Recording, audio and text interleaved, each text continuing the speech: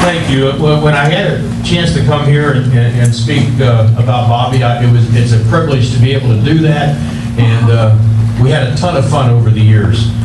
June 22nd, 1990, Bobby calls me. I'm in the minor leagues, and he says, Leo, he says, you're going to be the pitching coach in the big leagues. He says, do you have any questions? And I said, yeah, I only got one, Bobby. He goes, what's that? I said, who's the manager? He said, me. So that started it, and what people don't know is back in 1986, when Bobby became the general manager, he said he was going to turn an offensive-oriented organization into a pitching one, and I think the rest is history, as you all well know. We had a lot of fun over the years. Our famous saying was we'd be in the thick of all these pennant races, and we'd sit down next to each other in a dugout, and Bobby said, how you feel, Leo? I said, well, I got some chest pains. And he goes, yeah, he said, my head's about to blow off. I said, well, I guess we're ready for the game then. And listen, when Bobby, the early 90s, now Bobby was a little, you know, he mellowed out over the years, as we all do. You know, we start to mature a little bit. But anyway, so, you know, every once in a while he could put the hammer down pretty good on you. And one time he could even do it to a coach every once in a while. Well, there was this one time, it's a great story. He'd show you the conversation we can have in the dugout sometimes, okay? Smoltz is pitching in L.A. We got a 5-0 lead in the 5th inning. But now it's 5-3, runners on second and third, and 2 outs. Bobby says, what do you think, Leo? Think we should take him out? I said, no, I'd leave him in. Because I don't care, I'm going to take him out anyway. I said, well, all right. I said, you don't want me to take him out, do you? I said, no, I do. He asked me. He goes, well, I don't care what you want. I'm going to take him out anyway. You don't want me to take him out, do you? I said, Bobby, you go ahead and do it. You know, it's okay. I'm trying to sneak Smoltzy through the 5th for a win. But anyway, he said, well, I'm taking him out anyway. Well, when he walked out, unconsciously, Bobby, I took off my hat and I scratched my head. Well, Smoltzy goes back in. He takes him out. Smoltzy says, okay, hey, what's going on? I said, just be quiet, just don't say nothing, you know. And this is 1991, by the way. So Bobby comes in and sits down, and we usually BS the rest of the game. Boy, he ain't saying nothing to nobody. He spoke to me at all. And I went, well, I wonder who ticked him off. I said, maybe Smoltzy made a face at him out on the mound. He don't like that, I know that, you know. Because he told me, he said, tell him, don't make a face at me when I come out there now. So anyway, we end up winning the game. So we get back into the clubhouse at Dodger Stadium. Bobby goes, hey, Leo, come on in the office for a minute and shut the door. Well, Dodger Stadium, we little office there, you know, so I walk in there. He goes, you ever take your hat off again and scratch your head when I make a decision? Don't you ever do that! And I said, oh, I didn't, well, okay, I didn't realize I didn't do it on purpose. He goes, you don't want me to take him out, did you? And I said, well, no, you asked me, but it worked out. We won the game. He goes, well, you didn't want me to take him out, but guess what? I didn't want to take him out either. Now, here's what you got to remember on this story. I didn't want to take him out either. I said, oh, okay. He goes, I'm going to tell you why I took him out, Leo. He said, I took him out to send a message to Glavin, Avery, and Pete Smith, or the other 3 young pitchers. He said that, I don't want to hear about potential no more. We're in a pennant race with the Dodgers. I expect them to go out there now and pitch. And if they lose, it's because they hang a pitch, not because they're falling apart. And I went, that's the smartest damn thing I ever heard. He goes, good, now get the hell out of here. So, it was all fun, but I walked out. Now, Bobby, don't think I wasn't looking for Smoltzy the next day. He said, you mean to tell me you can't get through the 5th inning with a 5-run lead? Just a funny story of many that you can sit here and talk for years. I mean, it'd take all these years, but I can tell you one thing right now. 15 and a half years next to this man, greatest 15 and a half years of my life. He taught us not only about how to play the game, how to respect the game, how to treat people, you know, he taught us how to act like champions, to dress like champions, he said, look like champions, dress like champions. He brought a discipline, yet if he got down on somebody, even the coaches didn't know about it half the time. And he taught us so much, and I can name 4 men in my lifetime that had the biggest influence on me in my lifetime. Number 1, my father. Number 2, Bobby Cox. He gave me my chance to get to the big leagues, and he's the reason I had a career in the big leagues, because he gave me the opportunity. Number 3 was Johnny Sain, and number 4 was Jim Beecham. I had great teachers in this game, and I had great influences in my life. Bobby Cox influenced me as much as any man in my entire lifetime. And I will be tickled to death when he goes into the Hall of Fame. He's not only a Hall of Fame manager, he's a Hall of Fame person.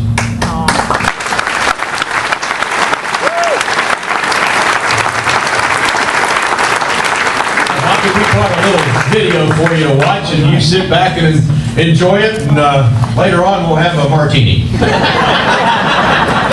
Thank you.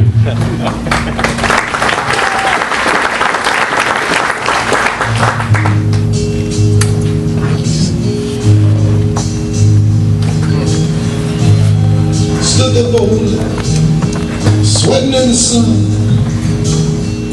Felt like a million, felt like number one. The height of summer, I never felt that strong. Like a rock.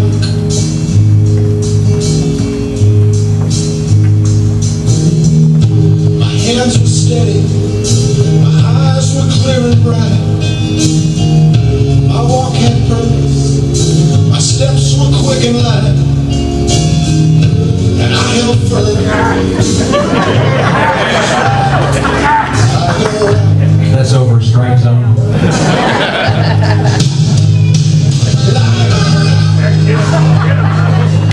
Standing on straight like a rock,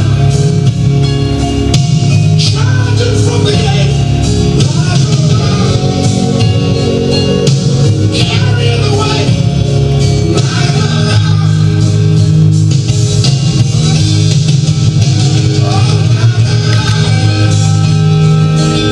the sun upon my skin like a rock, hard against the wind like a rock.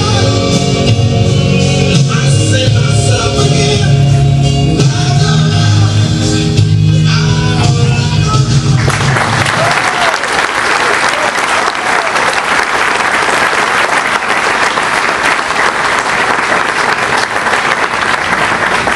Ladies and gentlemen, a great man, a great manager, a Hall of Fame person on and off the field, and my friend, Bobby Cox.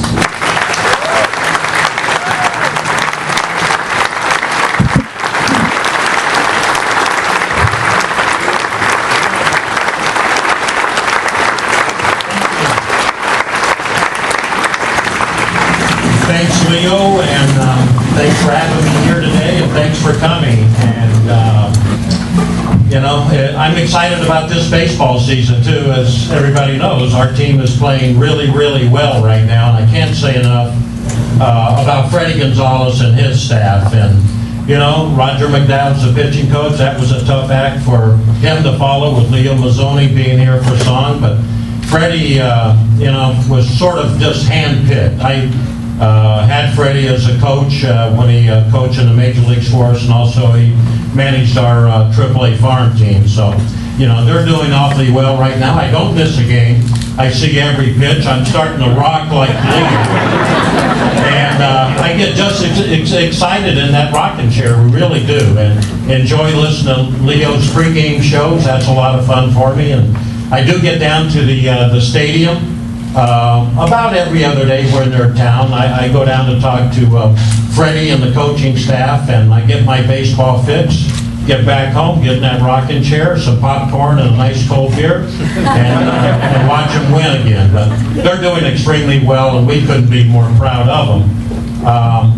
You know, I've been getting a lot of awards and a lot of nice things said about me here this past year, and my ego just keeps getting bigger and bigger and bigger. I never tell them to slow down, just keep talking.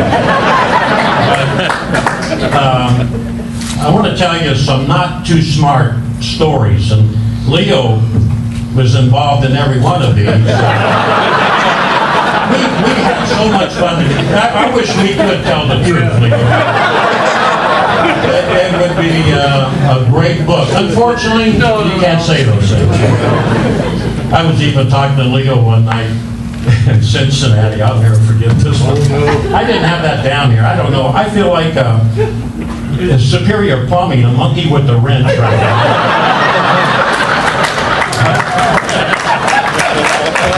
Leo's having some some little, family, this and that, and we're talking, and I mentioned something to Leo. I thought I'd try to loosen him up. It was only the second inning. And I loosened him up, right? He passed out, head first in the dugout during the ball game. That's how some of our jokes go.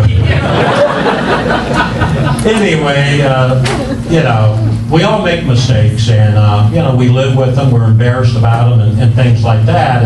And all these people have been telling me how smart I am, what a great manager I was through the years and this and that. But, we've got Tom Glavine pitching on the mound. Leo was there in the dugout with me, and there's runners on second and third, and of course, being the Braves, it's a real tight ball game where every pitch means a lot, and it's late in the game, and I said, Leo, I'm going to go out and talk to Tommy. So I go out and talk to Tommy. I said, Tommy, you got to understand now, runners second and third, right?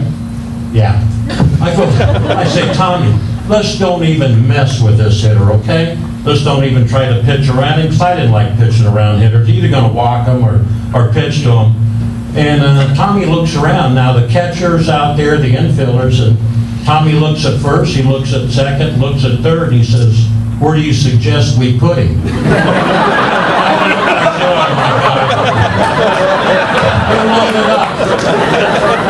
I looked at Clouds was our shortstop, I think, and Ole was our catcher, and Lemke and Sid Green. I said, if any of you guys utter a word about this, I'm going to find every one of you.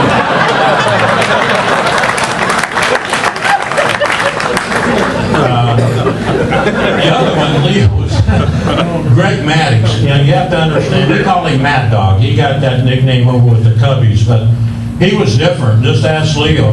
This guy was so smart, and he generally, Leo, we would go over all the hitters in a regular team meeting with every player. Most teams don't do that, but I like to do it with all the players so we could do our defenses with them too and things like that. And then the pitchers would break up with the pitching coach and the catchers. They would go into the coach's room and go over the hitters once again. But Maddux was the only pitcher that I ever had in my career managing that would come into my office before he went down to the bullpen to start warming up and give me all of these situations. He would go, if it's before the fifth inning and this certain hitter's up there, give me about 10 of these. I want to pitch to him, but if you really want to walk him after the fifth inning, I would like to get an opportunity to throw 2 pitches to him, and now I've got these 10. I was never nervous when the game started, because he was going to call me on it for darn sure. And sure enough, here's the situation, and it's a true one too. This is not a fictitious story.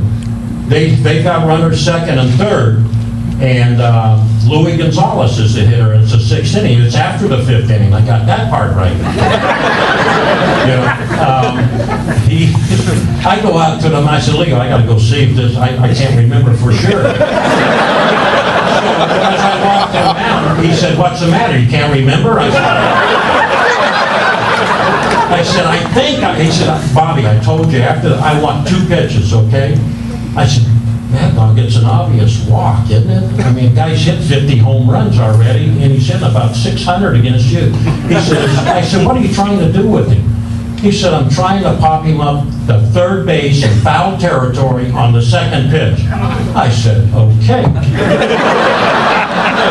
The dugout. I get back to the dugout, and Leo says, you're not going to walk him? I said, of course not.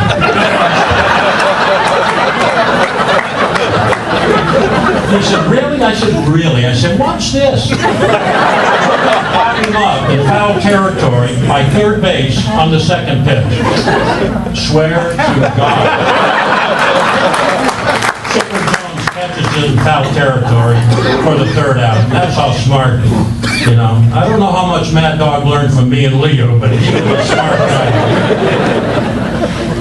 Oh, where am I? My granddaughter, I've never read a speech in my life, and I've got all this stuff that she typed out. I was going to tell you a little bit about myself.